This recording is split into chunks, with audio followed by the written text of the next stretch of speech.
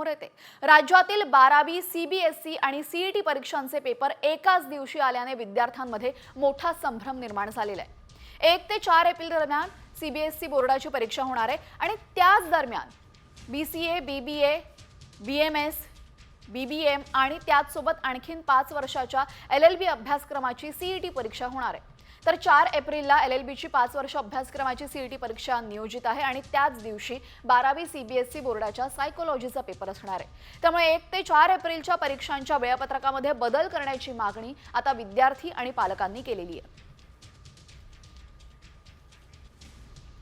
CET आणि बोर्डांच्या परीक्षा ह्या खूप मोठ्या प्रमाणात क्लॅशेस होत आहे।